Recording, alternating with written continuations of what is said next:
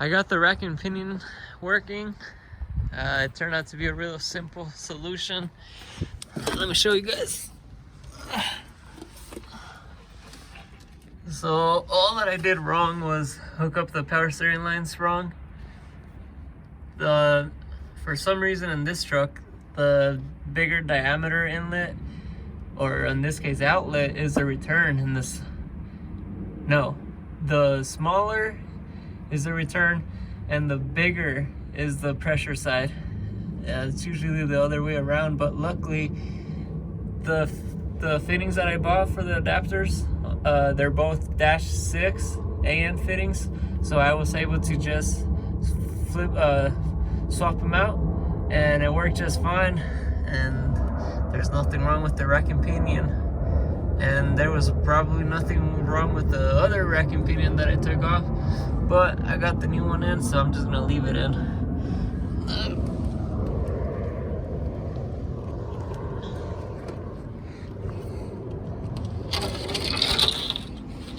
So filled it up with fluid.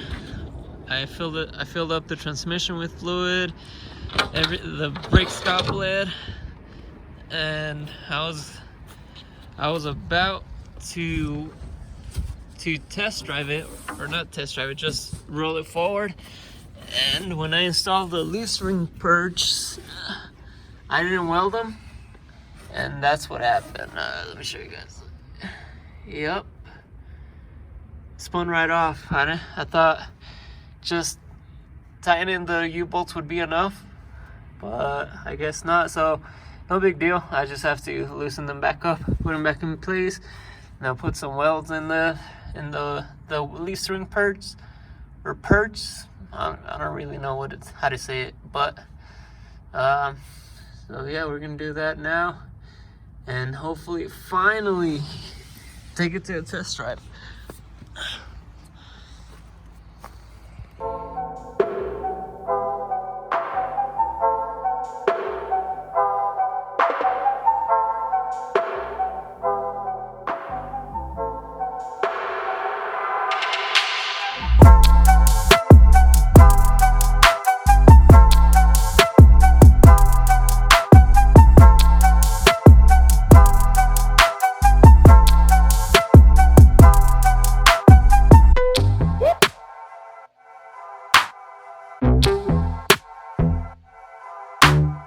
Here's a closer look of how the differential is right now, and it looks like there's bigger problems than I thought.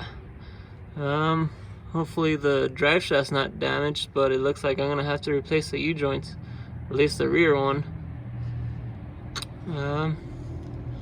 Oh well, gotta do what you gotta do. I just pulled the drive shaft off, and you can see better what happened. It looks like the U-joint cap on this side didn't have the retainer or something, because it's just popped off. I found it on the ground. That was the first indicator of something bad.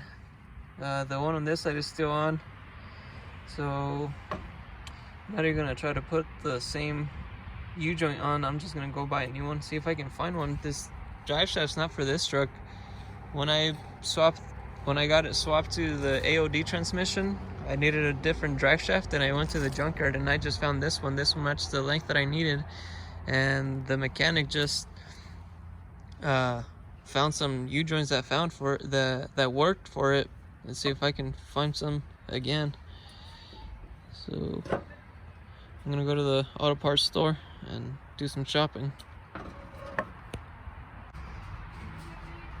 On the U-joint that the truck had, it's longer this way than it is this way, and I tried to find one that was the same, but they didn't have one. They were all equal length on both sides, but the caps from this one fit on the old one. So what I'm going to do is just swap the caps from this one and put them on the old one and call it good.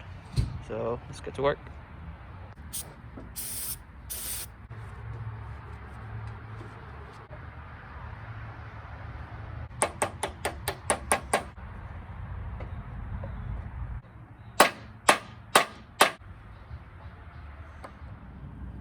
I got the U-joint fixed. Now I'm gonna get this welded on, and as you can see right there, the diameter on this piece doesn't match the diameter of the diff. So I'm gonna grind this a little bit, make it sit flush, and that's actually gonna give me just a little bit more clearance, which I need.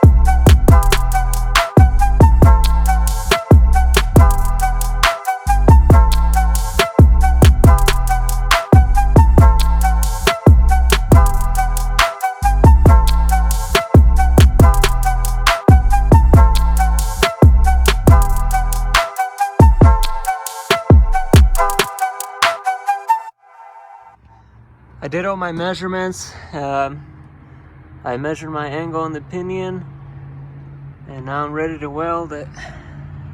So I'm just using a Harbor Freight welder. This whole project has been done with this welder. It does alright. If you're curious, it pretty much only has 2 settings. So for thinner metal, you would put this at wire feed number 2, and then the voltage you set it to minimum. And for thicker metal, you'll put it at this setting, so that'd be wire speed at 4 and voltage at maximum. And that's what it is for this machine. You might have to fine adjust yours, but for this one, this is pretty much the only 2 settings that will work, and it does alright.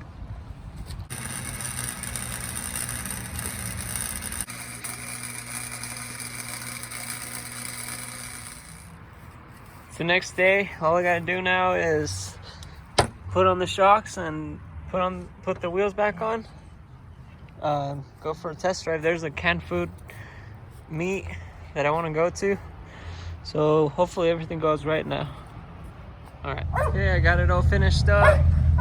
I'm about to take it to a test drive. It's running really good, no leaks that I can see so far, but let's see how it drives.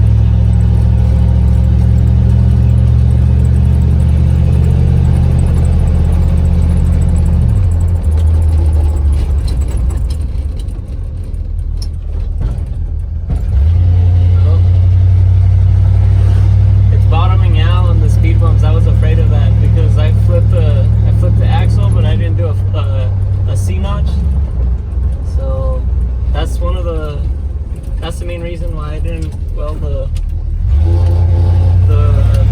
differential. Let's see how long I can drive like this for. Now I'll have to lift the rear.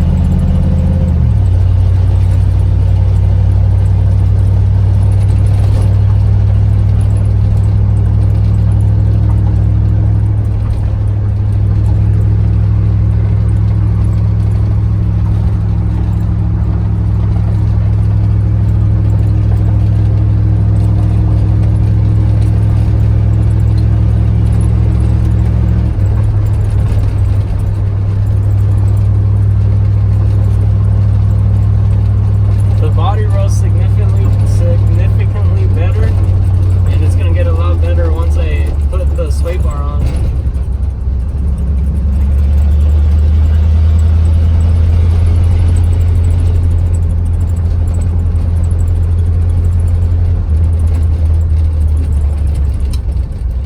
And that's all for today's video.